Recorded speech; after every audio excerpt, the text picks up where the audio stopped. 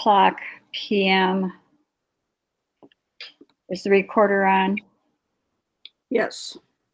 This is January 17th, 2023. This is the Bluff Town Council regular meeting. Roll call. Linda Sosa.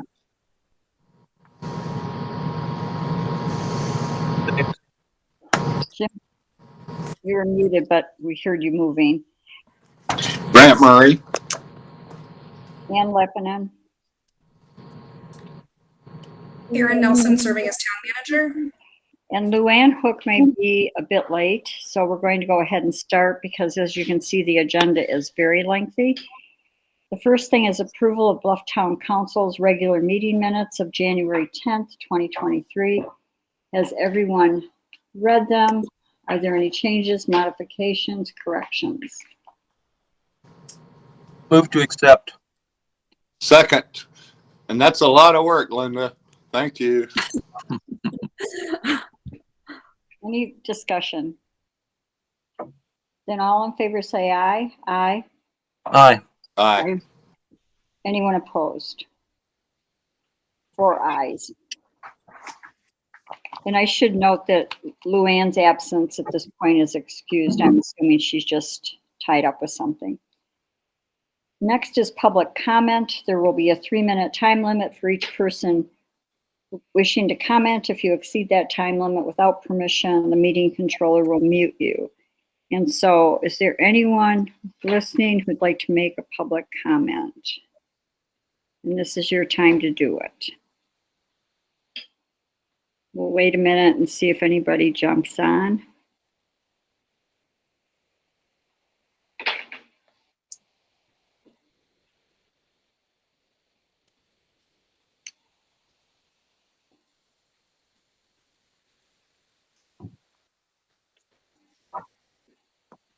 Any public comment?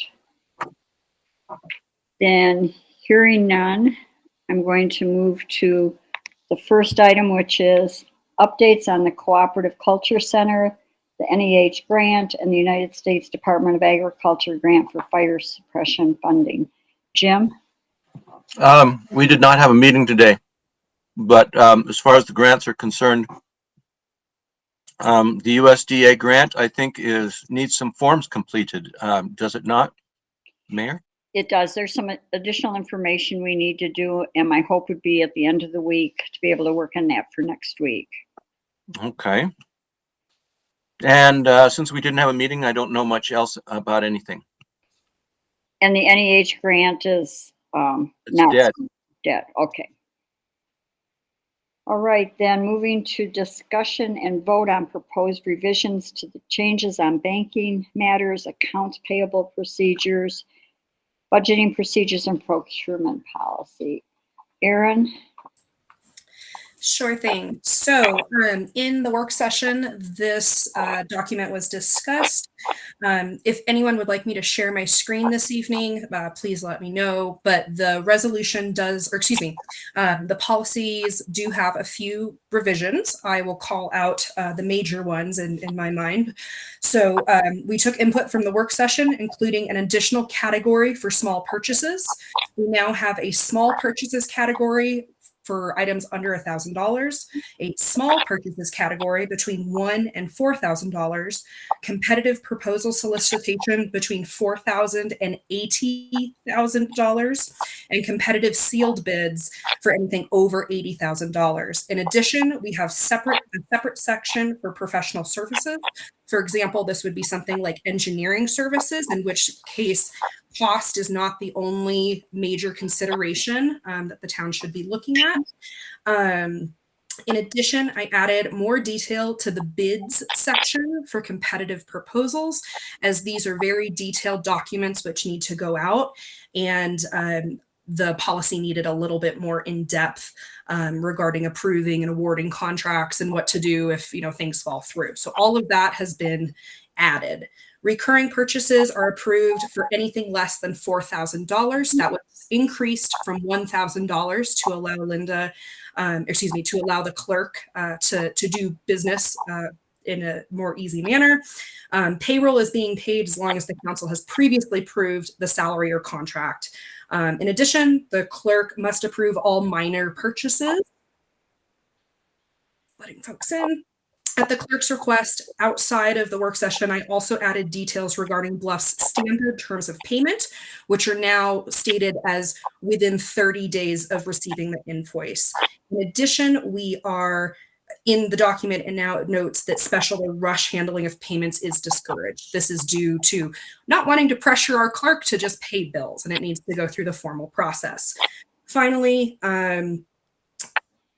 that being said, the clerk is still able to pay invoices, earlier than 30 days. It's just those are our standard terms. What questions do you all have before I pose an additional question? Brant. Is this document ready, Erin? Okay, so that brings my question. The one thing I wanted to ask is if a document like this would need to go before Chris McEnany for his input prior to approval. We've got a head shake. I will say that most of the information, you saw this was a very lengthy document. I did not reinvent the wheel. I took bits and pieces from multiple policies in comparable communities. And I want to add that this is very similar to the procurement policy that Chris wrote. There's really, a lot of it is the same. I don't believe it needs to go before Chris. There's nothing mind shaking. The only question that I have is this came up with the pathway payment of $5,000. I'm going to propose we increase the $1,000 to $4,000 to $1,000 to $5,000. $5,000 seems like frequently when we're looking at contracts or bids, we're getting like $20,000, $30,000, a round number, and 5 seems to be the max that we've had to do on a monthly basis recurring. And Linda and I talked about it. She might want to weigh in, but I think we should raise it to 5. Mayor, I make a motion with that change to 5. If it's time to do that, I'd like to make that motion to accept this as presented. I'll second with that change to 5. Any further discussion? Erin? For clarification purposes, is this change from 1,000 to 5,000 for just recurring purposes or for the thresholds in which we need? Excellent. Nice. Okay. The thresholds, correct. Thank you very much. And the recurring, those. And the recurring, yes. Substitute the 4 for 5. I felt we just played a poker hand. So all in favor say aye. Aye. Aye. Aye. Anyone opposed? 4 ayes. Then moving to number 3, discussion and vote on the position and responsibilities for the Bluff Community Center manager, and then advertising for that position. So, Erin, I believe you wrote the draft. Why don't we have you kind of present any changes that might have been to that initial draft and kind of where we were when we all looked at this. Excellent. So this agenda item was also discussed during the work session on January 6th. The only change to the document which you received on that for that week is the manager shall collaborate with the clerk for invoices and purchasing and things like that, which makes sense that person wouldn't be responsible for purchasing, but would work with the clerk. From the council members I did hear back from, the general consensus was that the rate of pay should start at $25 an hour, but the range should be from 25 to 30. In addition, should the community center manager take on additional responsibilities and their hours dramatically increase, it would be recommended that the council review the rate of pay and the hourly versus salaried status in order to appropriately budget for the position. And then, just as a reminder, with one of our grants that we received funding for, we will need to post this position but details on that are included in the position on how we advertise. And do we just need to advertise on the workforce website and then of course post around town and the usual? That's correct. Excellent work. Detailed. Very good. I'd like to make a motion to move this forward, Mayor. So Brant, do you have a pay range that you're thinking an hourly rate? 25.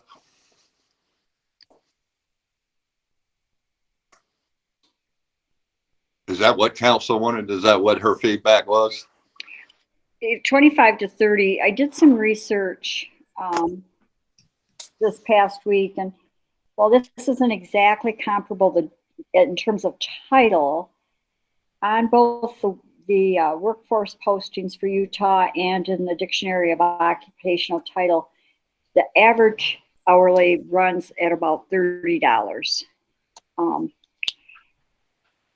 of the things I'd like to have factored in is the person that accepts this job has a very variable schedule, like extremely variable. They will go in the the evening to lock up.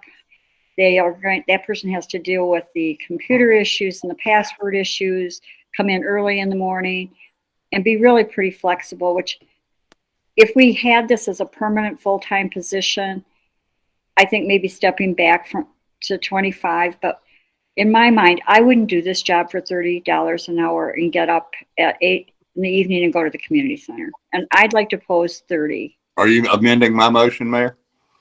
I'm throwing it out for discussion. I'm okay with it. I would second the 25 to 30, Brant. Can we leave it open to discussion with the interviewees? So Lou, what time is it now? Oh, sorry. I joined in at 10 after. Okay. Hey, look, Thank you. Sorry, I was late. no problem. Yes, we could amend Brant's motion to have it commensurate with the skill, experience, etc., and say 25 to 30. And then see what we get and what people. I'm good with it, So Brant, your motion would be amended then to accept the description with the range of $25 to $30 an hour, commensurate with skill, experience, all those factors. Yes, ma'am.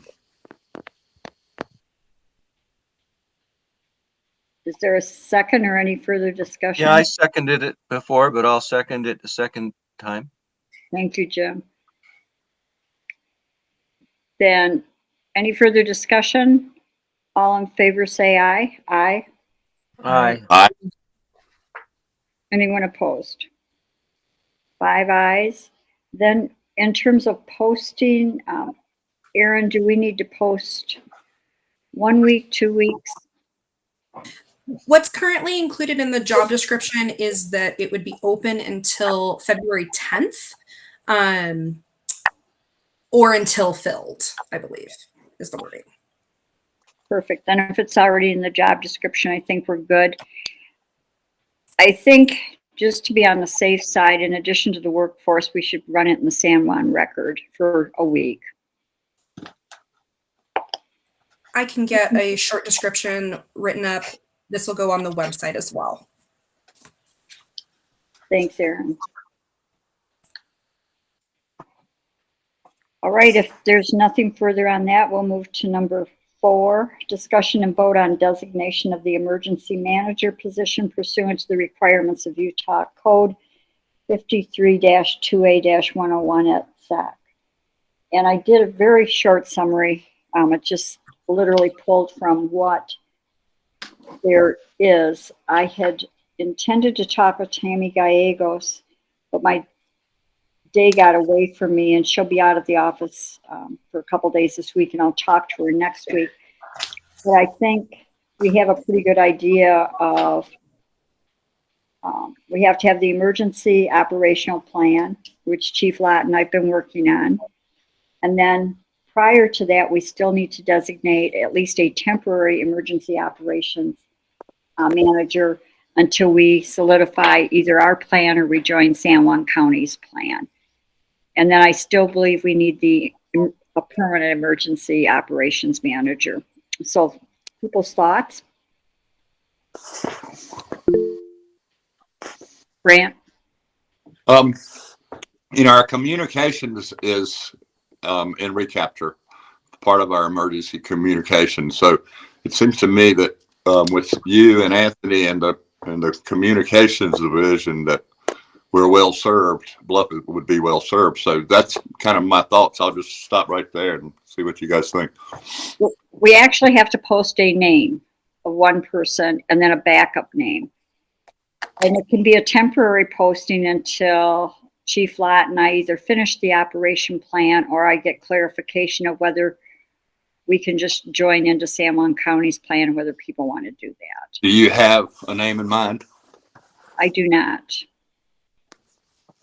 And Jim Hook, I see, is online. I don't know if Jim Hook has any specific sense of what we should be doing at this point on a temporary basis. How do we know that this person would be accepting of our name if we named this person? Well, that's why if we choose a name, we have to clarify with that person they'd be accepting of it. Yeah. And this is just for the interim or just until something else happens? It's a temporary fulfillment until we decide how much of the operational plan Chief Lott and I have got together, or do we join the San Juan County one until we get that plan done? But we still need by law to have somebody listed. Sorry, Jim Hook. Well, the volunteers in the fire department have a lot of tasks of their own. As chief emeritus from 20 years as the chief, if Anthony agreed, I could put my name into that pot until you and Anthony and the county figure it out. So anybody else want to weigh in on this? Because my thought would be on a temporary basis so that we fulfill the requirements of getting a name for contact. I can talk with Chief Lott, see if he's willing to have Jim Hook be the secondary, and then that gives me time to work with Tammy Gallegos and clarify exactly where we fit in. And then Chief Lott said he'd be able to start working on the plan again after the school year is kind of at a conclusion. I like that idea, Mayor. So why don't we put this on next week's agenda, and I'll clarify with Chief Lott if he's willing to do that. Okay. Everybody okay with that? Yeah. Okay, next week. And that gives me a little bit more time to talk with Tammy Gallegos too. In the meantime, I am the default, so you shall be saying your prayers. All right, then next thing is update on status of community development block grant and the timeline for the RFQ, and that's Erin's. Alrighty, again, if anyone needs to see this document, I can share my screen if needed. However, the council has been provided a new document, which is a request for qualifications. So this does fall under those professional services that were mentioned earlier. This is specifically for the community development block grant project, which we received a grant funding for last year. If you remember, we had some issues in the fall regarding CDBG's I'll just say there was a miscommunication and requirements changed from last year to this year. So we kind of got caught in the middle of this. So we need to file an official RFQ, place this out for bid. This is for professional engineering services. You can find under Section 1, Scope of Services.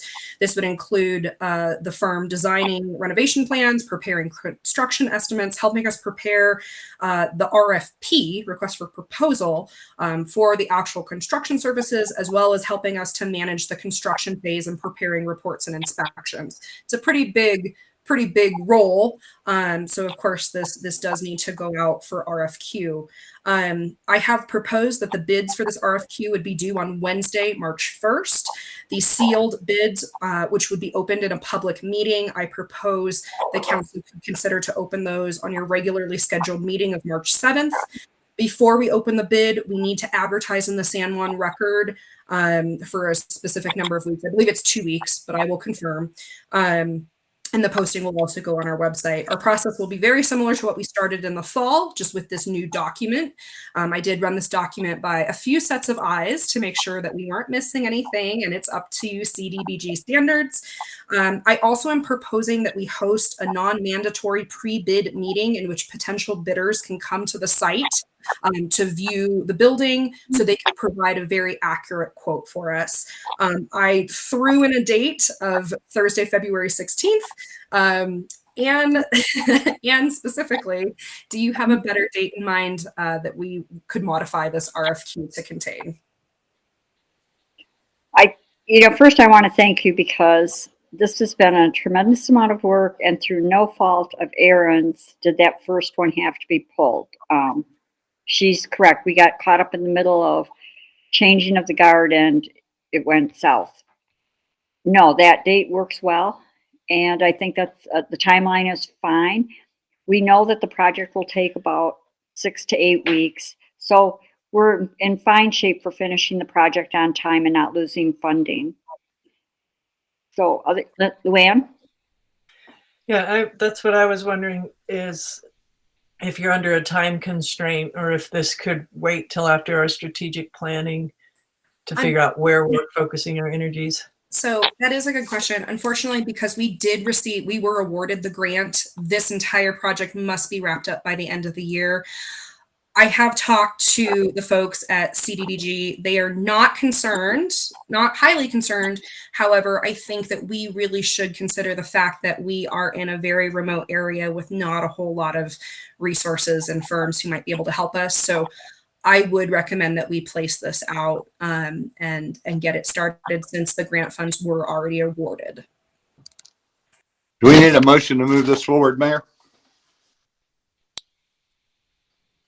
I think that we do, yes, Brant.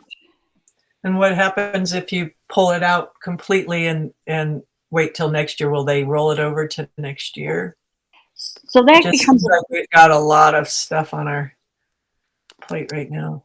So what I need to say is that we're working under a number of guidelines. We have the CDBG funding, which requires us to complete the project at the end of the calendar year. We have the state, we have the federal ARPA funds, the American Relief Funds. There's a requirement of use within 3 years. There's a similar requirement on state ARPA match funds. To coordinate all of this, the bottom line is if we defer and wait, we will lose the CDBG funding and we need to return the ARPA money. And yes, it's a lot, and I understand that.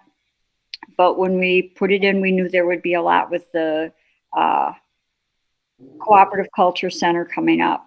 And, certainly we can return all the money. That would take a vote of at least 3 people to return both sets of funds. But I think it's either we move forward or we don't. I'd like to make a motion we move forward. Second. Any further discussion? Then all in favor say aye. Aye. Aye. Aye. Anyone opposed? All right, then we'll keep moving forward. I have great confidence we'll be fine. So moving to number 6, this is the reminder of strategic planning workshop on January 25th, 2023. And Erin has a few updates, I believe. You guys are going to be so sick of hearing my voice by the end of this meeting. All right. So as previously discussed, we have a full day work session scheduled with the strategic planners on Wednesday, January 5th from 8:30 a.m. to 5 p.m. at the Bluff Community Center. The council has also been invited to attend a debriefing session the next morning with the planners on Thursday, January 26th from 9 to 12. I do want to stress that both of these are public meetings, as we will have a quorum of the council available. However, we are asking, because we specifically invited participants to the work session, anyone who would be attending and sitting in the audience would not be participating in the day's events. Of course, you can always make public comments through email or during a regularly scheduled meeting, but in order to maintain a sense of order, I suppose, only the folks who were formally invited to the session will be participating in that day's events. And of course, same goes with, a meeting of the town council the next morning. We will remind folks of those rules, of course, when we get going. I know it was a little bit of a surprise to have this additional meeting on Thursday, but I sincerely appreciate everyone's dedication to this very important initiative. Are there any questions from the council or concerns? No, Linda, do you have something? No, I'm good. And so Erin has worked with the interim community center manager to kind of clear things for the 26th, that next day, that next morning. There are a couple of other little things like on the night that they arrive and are here for the overnight, there are no restaurants open, and I'm working to cover that for the 3 of them coming in. And then the second piece is the same thing, that morning of the 26th. I'm thinking that, maybe covering some light breakfast between ourselves for those of us that have to be there on the 26th, so that we don't feel like we're just getting totally maxed out, and we have a little refreshment while we're talking and working. But thank you, Erin, for straightening out the guffaw we had today. Erin? My apologies. One additional update for individuals who have been invited to session. We will be sending out a attendees packet, a participants package, probably on Thursday this week. We got a little snippet of it. The core team got a snippet of it today. It's pretty lengthy, and it's not a presentation that will be completely gone through during the session. So we're highly encouraging people who are participating to make sure that you review that over the weekend prior to session. Thanks, Erin. Any questions, thoughts? We should print a couple of copies for the office of that. Let's print some of those. I can take care of that. Let me just write a note to myself. All right, then moving to number 7, if we're done with number 6, update on the status of the solar farm. There were a couple of inquiries over the past few months asking where the solar farm stood, and I reached out to Jeff Combe, who is the senior project developer for AES, who is the lessee or the potential lessee at this point, and then out to, let me get the names here, Sam Sowers, the other contact person. And so the bottom line is that they are working through the transmission interconnection process.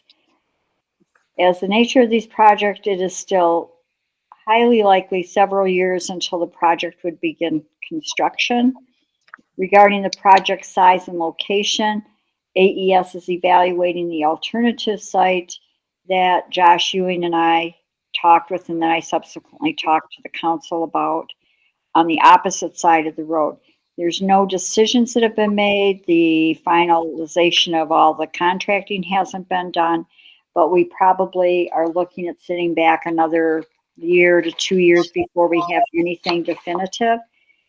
They did say that it will be more costly to move the project across the road, but that would have, this is my take on it, that would avoid some of the potential major archaeological issues that could be upon them if they do it on the side they're proposing. So unless there's something somebody wants to be done, I'd say we just let this sit again and see what happens.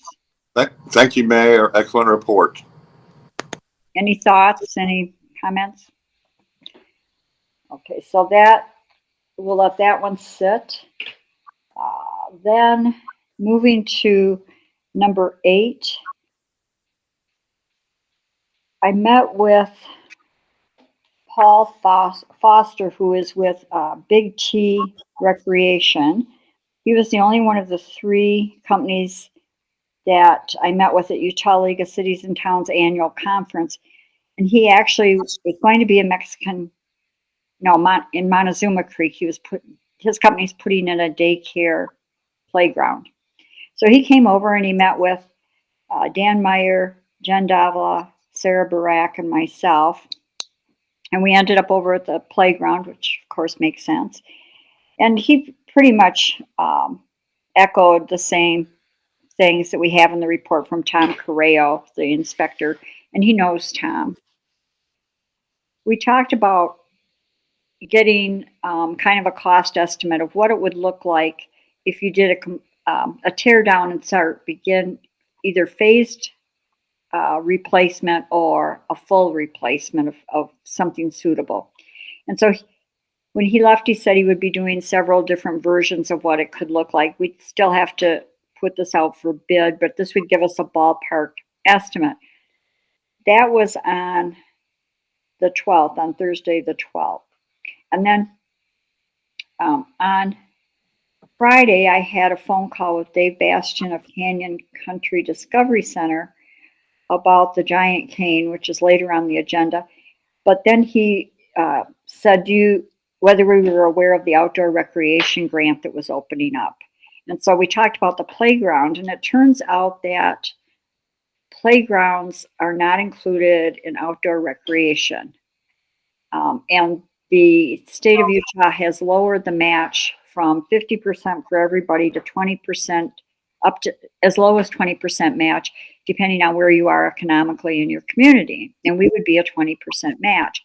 But then he told me that there is money in that outdoor recreation grant to do an outdoor classroom. So an outdoor classroom could be bouldering. It can be the zip line that we were talking with the playground committee about having a zip line. It can be climbing ropes. And so then I went back to Paul Foster at Big T Rex and said, hey, if we amended and included in what you're giving us, could we start with bouldering, zip line, the things that would create an outdoor classroom? And he said, yeah, so he's going to build that in as well. And then the good news is that Dave Bastian said he would write the grant for the outdoor classroom. So it's on a short leash. The money's there, but it's going to be distributed pretty quickly. So I will be following up on it. I would hope that the members of the playground committee would be okay with at least we could get some seed money to start with the bouldering, outdoor classroom kind of stuff. Anyway, stay tuned. I'm working on it. Lou. Yeah, so like an outdoor classroom, would that be something that would be fenced in and locked up, or would this be something that people could stop and use? So here was the thought that we had with the playground committee, and I see that a couple playground committee folks are on. So my recollection was when we were talking with Paul, when you look at where the playground footprint is right now, if you tear down or reconvert what we can and tear down the rest and we start phasing in pieces, what we'd really want to do is fence off that area separate from the CCC area and have a gate that goes directly into the playground so people can access the playground, but not access the yard for the CCC through that gate. Does that make sense? Yeah, that does. I'm just trying to picture a zip line and people passing by and what the liability and that sort of thing with something like that would be if it was just open. I mean, it's very possible. It sounds really cool, but I was just curious how that would work. Well, that's a whole other piece of the discussion about liability and what we do. He's just giving a general overview of what we'd be looking at for costs doing phase in or doing a full construction piece and not looking at the outdoor classroom. So it's not like a decision's being made. It's just, let's get the quotes in the ballpark so we know what we're looking at. So if there are grants available, and those little climbing walls, the kids love climbing walls and bouldering. And so if we could get grant money and get started, and then maybe that would help us move along. Yeah, there's like up in Moab I think it's still there. I don't know. It's in that canyon that got flooded, but they had some cool musical things too that I think are pretty cool for community parks. Yeah, I think it's just a work in progress, but it would be nice to get this moving so that, and the other piece that we have to factor in is we have to go to UDB, to the Design Review Committee, get anything approved as well, because that is on the the jointly owned properties area. So, I mean, there's a lot of steps, but we're working on it. Any other questions or thoughts? Only that if we had that equipment for an outdoor classroom, it occurs to me that it's a possibility. It's an opportunity for employment for somebody who can teach some of those outdoor skills, and that's kind of neat. Possibly, I don't know. It's pretty cloudy still, but sounds promising. Go for the grant and see what happens.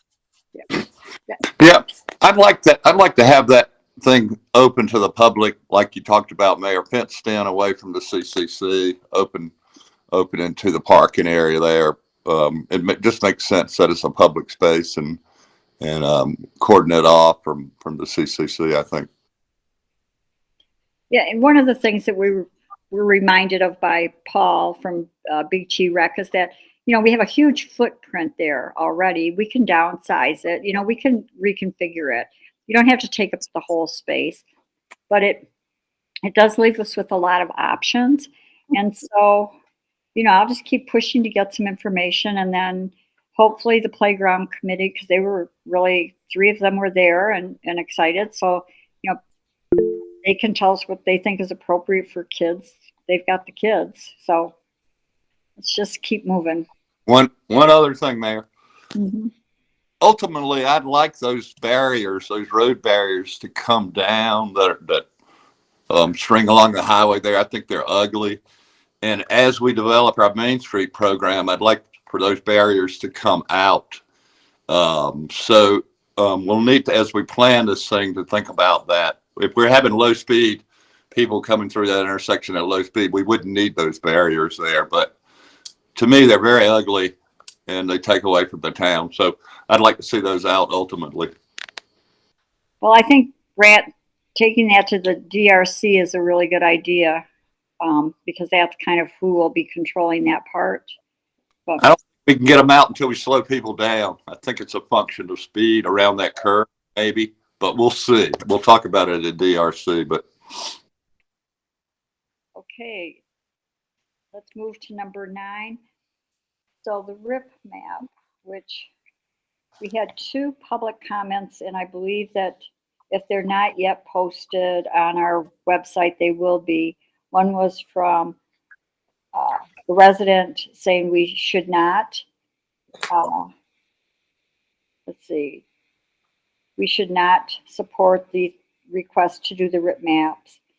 And then one was supportive of the RIP maps if it includes all businesses, not just businesses who've paid their dues to Bob. And those should be on the website. But if you look at the RIP map, which I have in front of me, the resident who expressed support but wanted non-Bob members on there, apparently that discussion had been had before, and I talked with Jen Davila today, and she said that you don't have to be a member of Bob to be on the RIP map. That's not a criteria, so it would be using public funds for the public. It's not using it to support one particular entity. It would be that the entity would be managing getting the maps upgraded and done. And then the second part of this was I had inquired of Elaine Gisler, the head of San Juan Economic Development, whether or not this was something that could more or less be deferred until the county upgrades all of the RIP maps for Monticello, Blanding, etc. And would that lower Bluff's cost? Would the county be kicking in money? And Monticello and Blanding haven't used their RIP maps like Bluff has, and so there's no plan to reprint RIP maps in the future. Definitely not for this season. They haven't even utilized the ones they have. And so the request from the business owners of Bluff had, like, it went out to everybody, kind of a cost factor. 50 pads would be roughly $1,677. Then it was quote for 150 pads would be $3,006. And then it goes up to 250 pads for over 4,000. So thoughts? Yeah, what was the order last time that where they all went out? Was that 150 pads? I don't know for sure, but I know there were quite a few. Does anyone in the community know what the number were? No, there were a lot because there were boxes of them. And it doesn't sound as though this is not one of those that the more you get, the cheaper it gets kind of thing. It gets a little cheaper, but I don't think if we waited for San Juan County to do it, the cost to either the business owners of Bluff, if they were supporting it, or the town was supporting it for the community, would be substantially different. Thank you. So thoughts? I think all the businesses in town should be on it, and we have business licenses. So there's a way to capture all our different businesses in town. If we're going to pay for maps for one, we should pay for all. I'm not really satisfied with the look of the thing. And if we're going to strike off on our own map, I'll just say, should we just try to reconceptualize this thing, something long-term? If San Juan County's not going to be involved in the future and it works for us locally, should we not rush through this thing and go ahead and just try to put out a product that we can use for 10 years or something? I'll just throw that out there. I agree with you on that, Brant, in principle. At this point in the year, though, I suspect that the business owners of Bluff are looking to get this on the road for the coming season, but at least this year. But for the future, I think your idea is, I'd like to look at that. So I think one of the other things, Brant, is that the quotes that were given, and then I'll let Jen or Rick Reeb talk to this project, but the quotes are based on using the general layout and format, adding to it and fixing what's different and what's changed.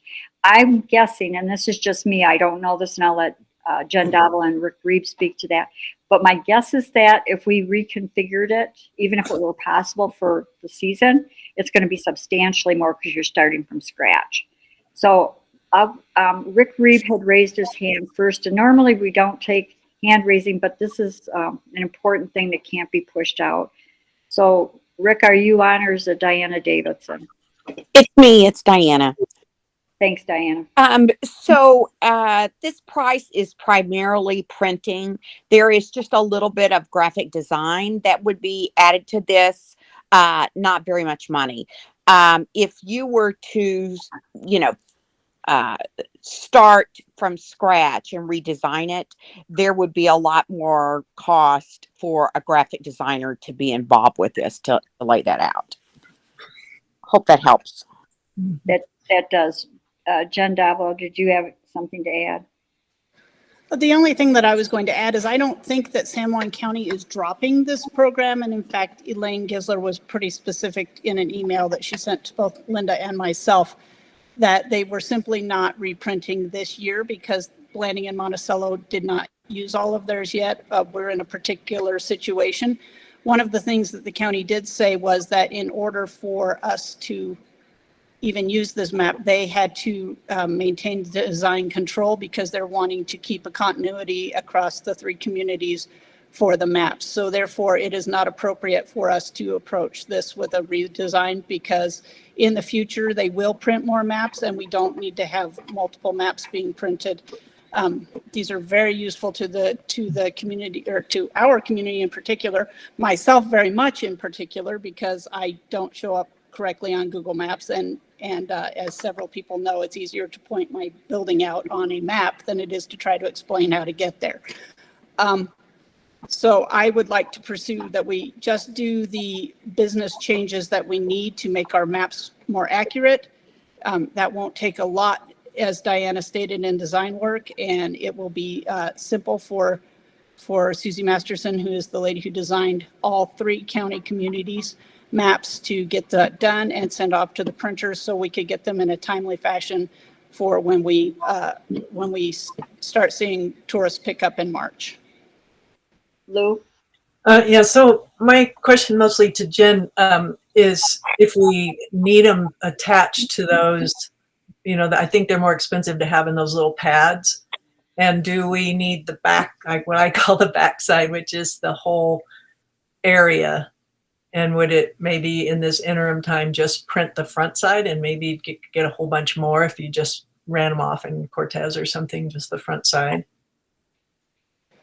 I think we're going to be dealing with copyright infringement issues on that. And like I said, the county wants to keep the maps in a continuity fashion with all 3 communities.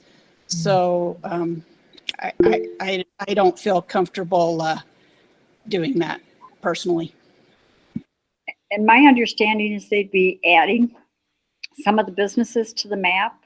So you couldn't easily add, I don't think, and run them off, but Jen's probably right, the copyright would be a problem. So I think Diana Davidson has raised her hand again.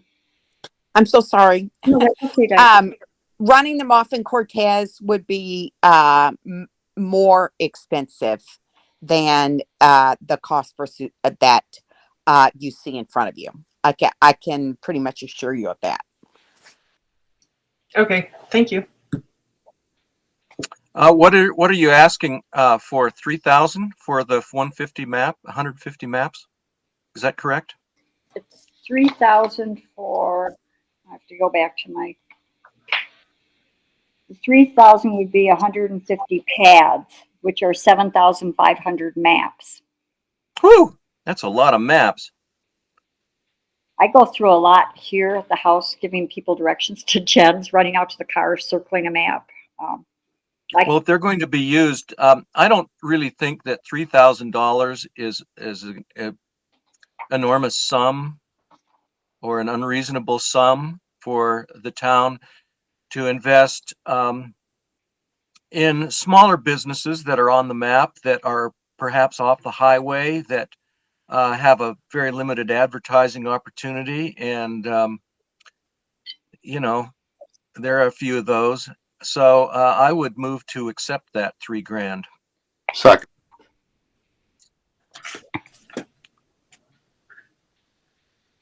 Any further discussion? Then all in favor say aye. Aye. Aye. Aye. Anyone opposed? Right, 5 ayes. Continuing on number 9, the reporting requirements for the food pantry grant of 2022. I completed those on Friday, I think, of last week, and compiled all of the documents to send off. I want to thank a member of the community, not by name, but a member of the community who did the reconciliation because I was stuck in not getting the numbers reconciled. So someone kind of went back through it, found my mistakes, put it together.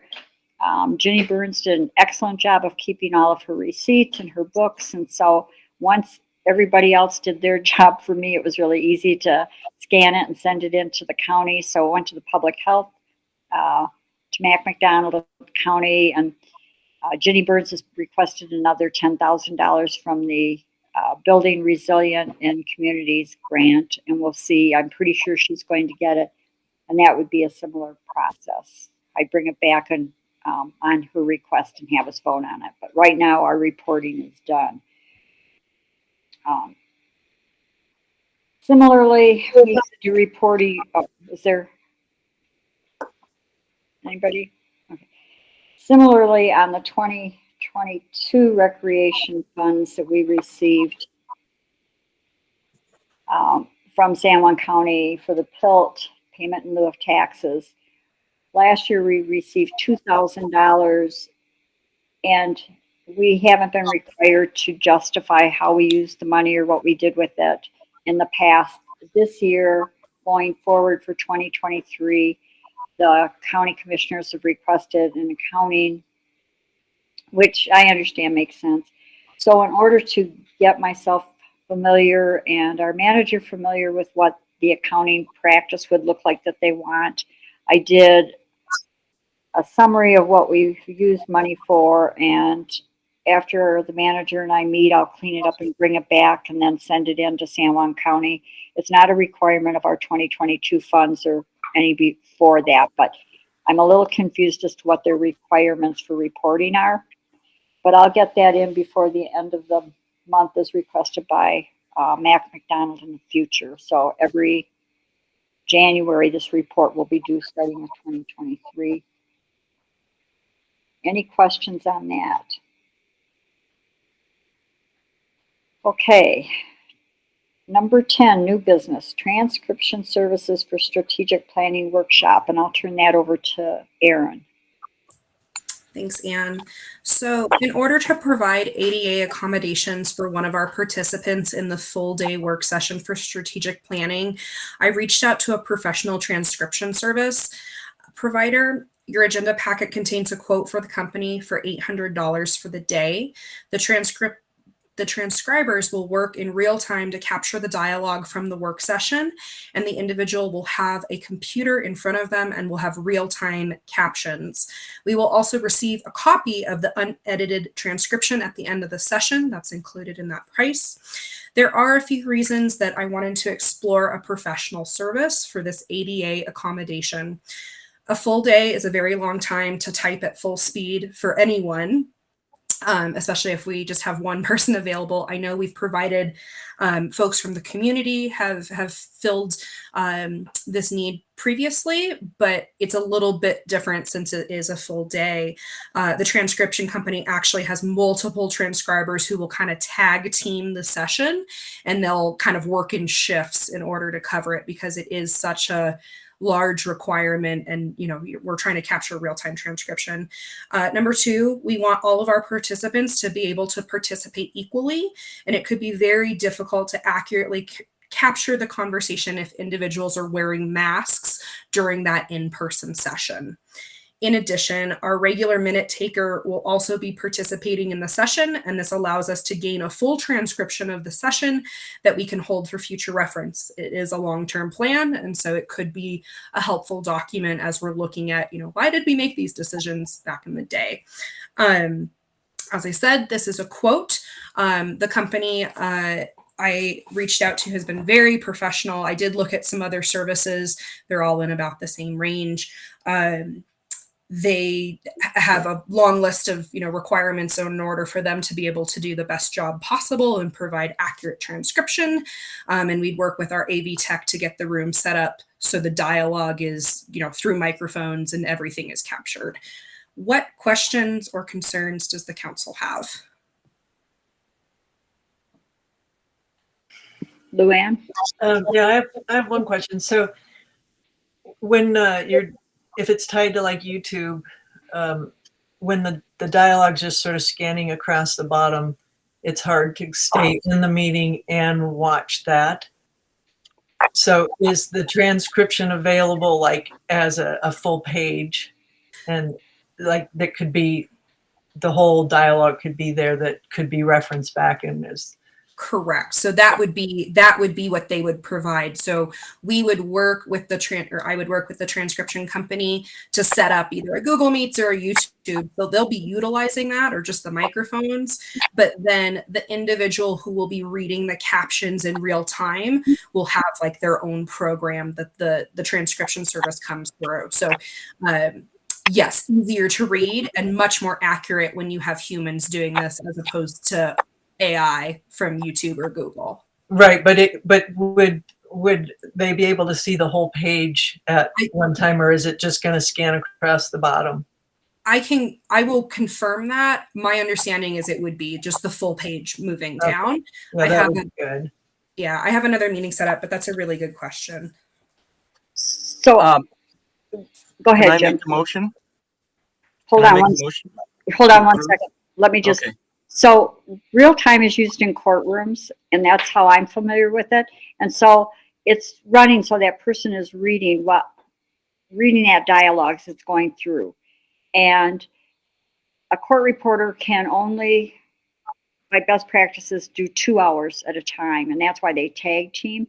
But real time is amazing. I loved it when I got a court reporter who could do real time. It's a very specialized. Most court reporters cannot learn real time. They just can't do it. And it's an amazing service. So I would be really supportive of it. So Jim? Yeah, motion to approve up to 900 for this service.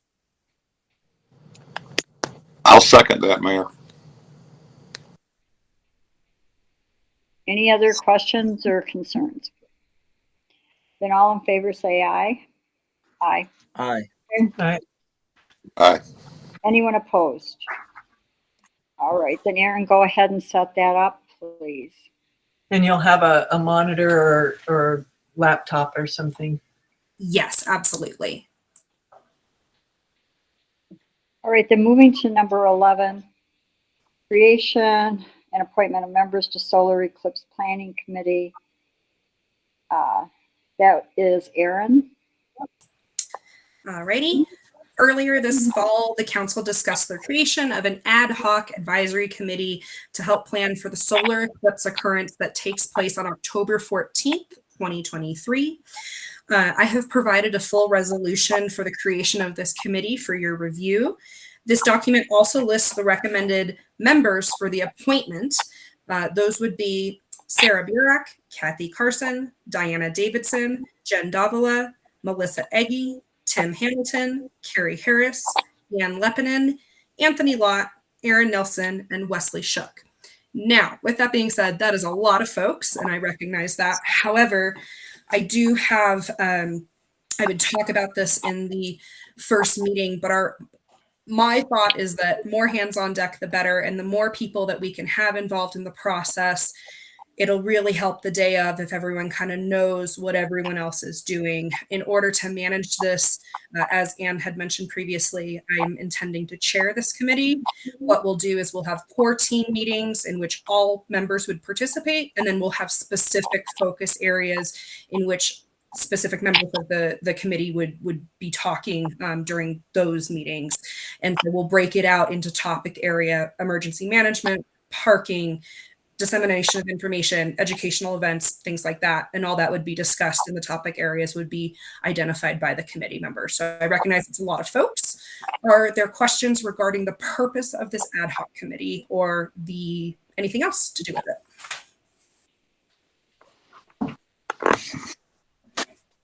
I think we should create and appoint this committee, and I can make that motion, or if somebody else wants to, they may, but this is a good thing. I'll second. You got it. First Brant, second Jim. Any other discussion? Then all in favor say aye. Aye. Right. Aye. Aye. Anyone opposed? Thanks to all those. Our community is amazing. I think this is going to be very fun and very much hard work. Erin? And because there's so much hard work, the first committee, I really was banking on you all approving this. The first meeting will take place virtually at 10:30 tomorrow morning. Thank you. Thank you. So in keeping with that, I know that the council's general focus is safety, promote the activity, but safety, because we're going to have a lot of folks here. And while we haven't made an actual plan as to what activities, if any, we would be supporting as a town, the one thing that was pretty clear from all of the webinars I sat in on and talking to folks is that even if the town itself does not promote an activity, there will be folks expecting to get the solar protection glasses. And so Sarah Barack reached out to me because the Beak was working with San Juan County with Allison Yamamoto Sparks to order glasses, but the order needed to be placed today before the close of the business day. And so what I told Sarah was that the town would be interested in having some of the glasses, not necessarily to promote an activity, and to go ahead and order, I think it's 1,500 through the Beak, and they want the majority of them. And we talk with the Beak about, well, it's not the Beak anymore, the partnership, talk about with the partnership what the percentage of division is. So I can't tell you the cost. If the council doesn't want to ratify the purchase, that's okay. I have a private donor who would probably be willing to cover the cost. But I do think it's something that we've talked about that we do need to have, and we don't have to take half of the order. That's all subject to later. But I placed the order today just so we'd be in the queue. Good job, Mayor. And so maybe after the committee meets, because it would be the committee passing these out, or like where would they be? Well, that's a good question. But one of the things that I know we need to do is we're going to need 2 staging areas for emergency services, one on each side of the wash, and then this is kind of my concept with talking with Erin, using the community center as a command center. So all of the folks that we've got who are offering to volunteer to help us as a town are going to need those glasses. And if they're anything like me, when I went to the one in 2017, I didn't even think about those glasses. And then they were out of stock. And so this is more for us, not to sell or pass out just willy-nilly. This is more for the volunteers that we have working to help us and whoever else is working there. That's my concept. And it doesn't have to be that, Lou. It can be anything, but these glasses are going fast. And if you want a reputable company, we needed to do something. It wouldn't be bad to have at the first aid stands just to help protect people. It is a first aid item. It's a health item. So that might be not a bad place to have them, in case somebody's short. So we'll see. But great job, everybody. Do you need a vote to ratify? I do.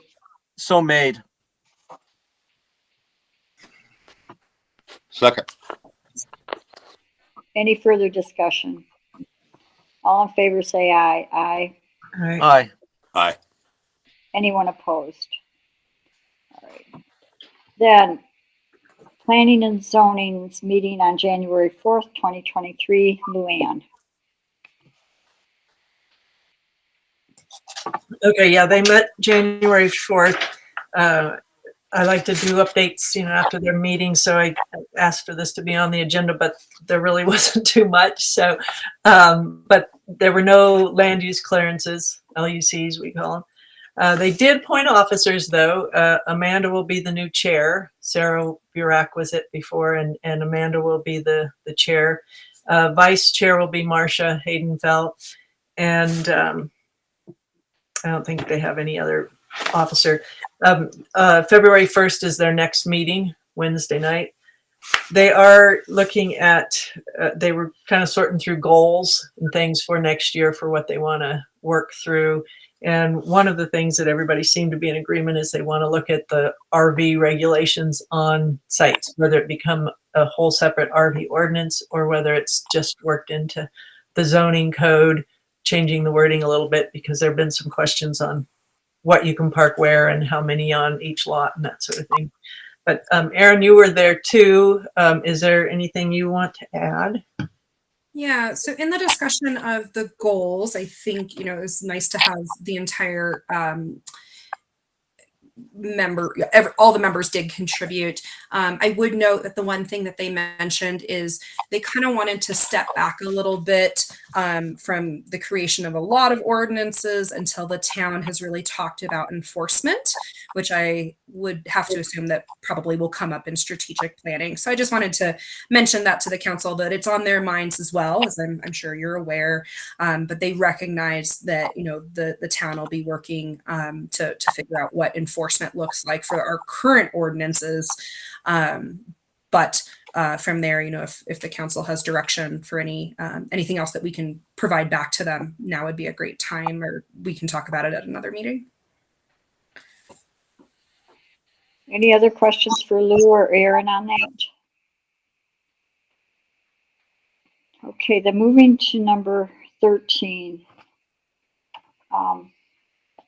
As you may recall, last year we did a point in time count. It's a required count of entities to provide the number of homeless people or unsheltered people, as they should be called, versus what they're called in this count. And the question is, where did you sleep on January 25th?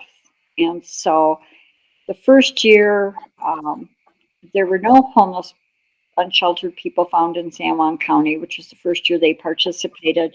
And then the second year, Bluff turned in a tally number of several. And last year, Joe Hubbard and I did the count, and we were in the 20s for people who were unsheltered in our community. So the meeting was last week for the point in time count with the local homeless committee for San Juan County. So we're responsible for our area of Bluff.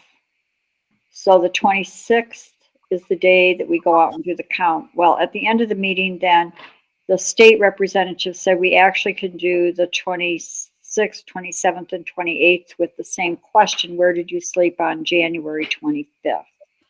And there's a lot of rules and regulations about what counts as unsheltered. We had a lot of debate about couch surfing, living in your van, etc. But here's the deal. Joe Hubbard had initially said he would be able to help again, and he and I would do it as a team, and he will not be in town and available any of those 3 days. Our strategic planning is the 25th, and now the morning of the 26th. I need help with this because it's a big chore and it's a responsible chore. This is where the state and the federal government decide how they're going to allocate funds for housing, how they're going to allocate funds for housing services and mental health and drug addiction and fill in the blank. And we're already at a disadvantage on our 2020 census because it was during COVID. They didn't do a thorough census count down here. We lost community members to the census process with COVID. I'd like us to do a really strong outreach, but I can't do it alone. That's just not even possible. What do you need? So there's a questionnaire, and if you have a smartphone, you can upload the app to do it right on your phone rather than paper. And then it gets uploaded to the state and the county. But what I need is names of people who are willing to do it so I can connect and have either Mac McDonald or someone from the state do the training for those of us who are going to do it and help us get the apps on the phone and run through what those questions are. Does Drew have any resources? They have some contacts. Would he be a good resource for us? I don't know. He's no longer with Rural Utah Project. I think he's also out of town that week. And how do you, what is unsheltered? I mean, like, where do they have to say they slept? Are they at a friend's house, or like, what is unsheltered as a definition? So if you were in a big city, unsheltered would be the person you see sleeping on the street in the local park. And it's not something I can answer in this meeting because it's very much fact balanced. So like, let's say somebody who has a trailer here in town, but they have access in their trailer to water and septic, versus the person living in their trailer in town, same type of trailer, same size, same accommodations, but no septic, no water. Are you living with a friend, or are you just visiting a friend? And are you sleeping in the washroom of the friend's house, or are you sleeping in the bedroom of the friend's house? It's very, very detailed in that the training is, 45 minutes on what is unsheltered. How many people do you need? It's more a matter of how many are willing to do it, because we can divide up the area. And last year, Joe and I covered a lot. It was all of the immediate area, but then outreaching, because anything within our incorporated boundaries. So that includes people who are living in their trailer, like a butler wash. They don't have those services and they're living there. Now they're not recreating there. There's a difference. So what I need to know is if there's anybody willing to take the training and then decide if they're willing to do this. And it's next week. And what day are we doing this? So if it's The the 25th, 26th, and 27th, but the council's pretty much knocked out on the 25th in the morning of the 26th. Community. I'll help you afternoon of the 26th. Okay, so. And if we got to go the next morning, I'll do that. Okay. So what I will do, with the hope that I'm reaching out to the communities, I'm going to do a blurb and ask Linda to send it out in the next day that says, community members, these are your monies that you're getting from the federal and state government to help us. So who is willing to go out, even take an hour, take 2 hours, anything. And the only caveat is it's really best to have a smartphone, put the QRC thingy and the app on your phone, and then you can do the tally. You can do all the questions right on your phone. And then even if you don't have an internet connection, it saves it. And then when you get into a connection, it uploads everything. Or you can do it on paper. And I did mine on surprise on paper last year. I'm going to try to use the code this year.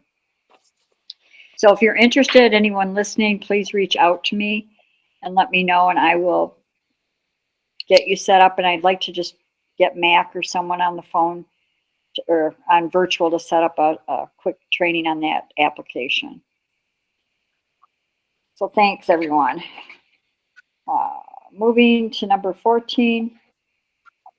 Discussion and vote on giant cane eradication grant, also known as, Arundo? So Dave Bastian, again, from the Discovery Center, reached out. There's funding available for us to do another round of eradication, and he would provide the volunteers and do the job. He'd write the grant. It's $10,000 to $15,000 with no out-of-pocket match. There might be an in-kind match. I can't recall between that and the playground versus the outdoor classroom.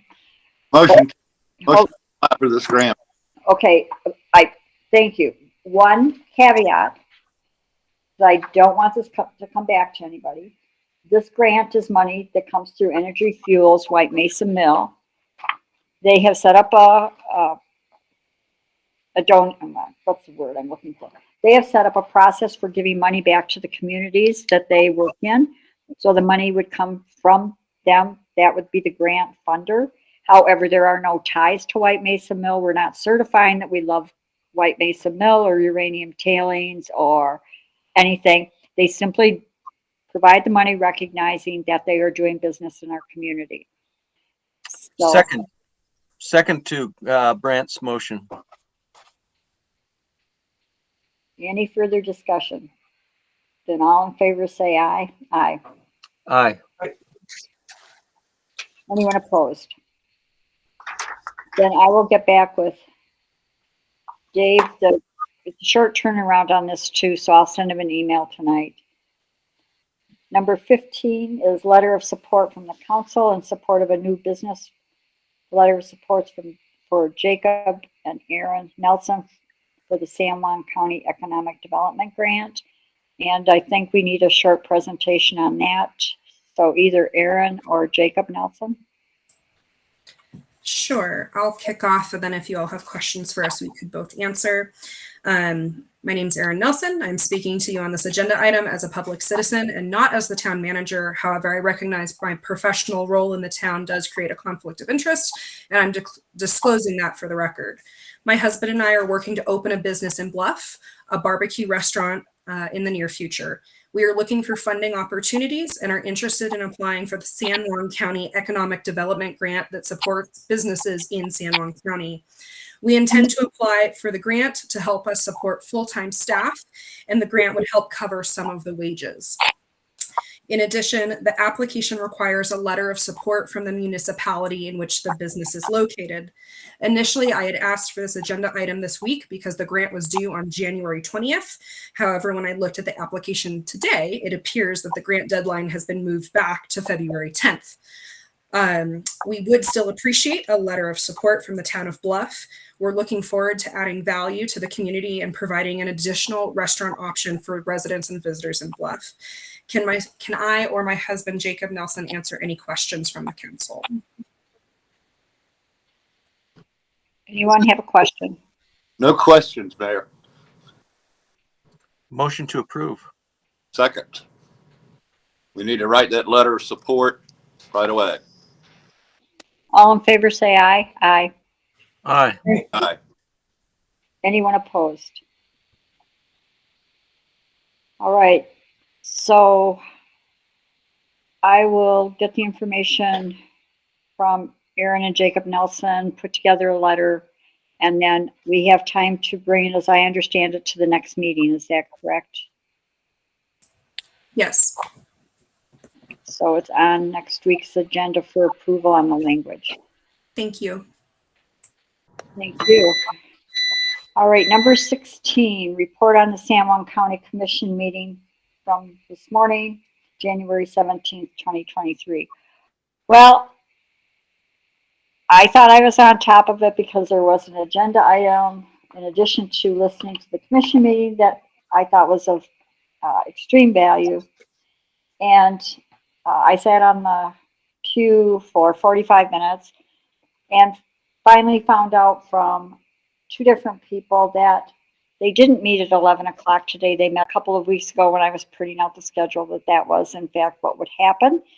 And I apologize for missing it, but I will listen to the meeting because in addition to hearing from public citizens, one of their items was a resolution to encourage, one of the resolutions to be considered by the commissioners to encourage all forms of smart growth development, encouraging city and town officials to encourage new growth, whether big or small, work with their planning commission, and promote mineral extraction and the expansion of such things as big box stores. So I missed the discussion and I'll listen to it, but I'm sure the resolution passed. It was Commissioner Adams. Erin, go ahead. I did listen to the recording. I also was sitting online for 45 minutes. So thank you, Ann, for notifying me. And I can confirm it was a recent update regarding the change. It was passed unanimously. The two new commissioners both stated that they appreciated that Navajo Nation was mentioned. And they had Elaine speak briefly. She was very happy to see the resolution. And she says it means we are open for business. They want to work with individual cities within the county. But I would definitely recommend folks listen to that recording if they have time. Could you send that to me? I think it was sent out. Yeah, I mean, I just want to make sure it's kind of captured the whole idea. I looked at it, but I'm disturbed by this. So I'll try to remember to send it out tomorrow again, but yeah, I think we should all read it and I've got to call into Mac to ask a little bit of questions. Mac McDonald. All right, moving to number 17. Sorry about the typo. Request from the Active Transportation Advisory Committee for workshops. That was for Molly Schmidt, but I believe Erin Nelson might be putting this forward. Erin? Yes, so I did speak with Molly today, and kind of the focus of the presentation this evening is regarding the workshops, specifically their dates and locations. Molly did coordinate, or the ATA committee did coordinate with Bike Utah, and this is kind of when they're available. They're proposing a Thursday, March 23rd workshop at the Bluff Elementary School geared towards kids and parents. And Bike Utah also wanted, they were in support of this location because they would be doing additional engagement for their own entity. Then on Friday, March 24th, there are 2 proposed workshops. It looks like the times right now are from 10 to 12 p.m. with elected officials. The purpose of this workshop would be to gain support and also see if other communities and organizations are working on similar projects throughout our region. This would be proposed to be held at the Bluff Community Center. The second meeting that day, again, Friday, March 24th, would be from 4 to 6 p.m. in order to engage with Bluff residents to get feedback, community feedback, specifically from residents. And essentially what the ATA committee is hoping for, and Molly are hoping for, is that the council would be in support of those dates and those meetings. Mayor, we should do this. So Erin, has anybody coordinated with the interim community center manager about the dates in terms of availability on the 24th? It does look like that day is available. At this time. I haven't seen anything different. We should waive the fees and go ahead and plan that, and I'll motion to do that if that's what you'd like. Yeah, it's a town function to host that. It's what the town appointed the committee to work with Bike Utah to, that whole flow of whatever that is, that flow chart of dropping on down. And so Bike Utah is commissioned from the governor's office, and then they've commissioned with the town, and then the town has this committee, and the committee will work with Bike Utah. But really the key players are getting Bike Utah's schedule in a good spot where they can come all the way down here. And then also that the school is willing to have one of the big workshops at the school to get all those parents in that whole community there. So those are all set. So what we need is just approval of those dates to do it at the community center, and as many people from the council and the community that are available to show up would be that much better.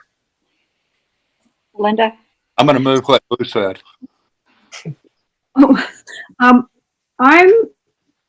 I'm confused because she sent us a list of participants, and I'm not sure which meeting it is for. She sent it a couple hours ago, and my understanding is what we're working on is active transportation for the town, as it should be in our general plan. And the list that she sent did not look like a town list to me. It looked, I don't know what word I would use, maybe global in the whole region. And I really question whether we should have that focus. So I'm definitely confused. I mean, the dates are one thing. Go ahead. Did she send this out to the transportation members? So it was an email that went to a limited number of people, myself included. And Erin and it came out about 3 something, and I didn't see it until 5 something. And the discussion that Erin and I had, and I'll let her explain what the process will be for the active transportation. We are only voting on the meetings. There's no approval for anything other than the dates of the meetings. So the 23rd and the 24th of March. And the active transportation committee will need to come back with the details. Erin, do you want to clarify some things? Yeah, so I think because that information did come out a little bit late today, I do think that additional considerations and conversations should be had with town council as to who you think is appropriate in those meetings. However, I think there is value in hosting separate sessions to identify different stakeholders. Regarding Linda's comment regarding kind of like a global, there are a lot of people on that list.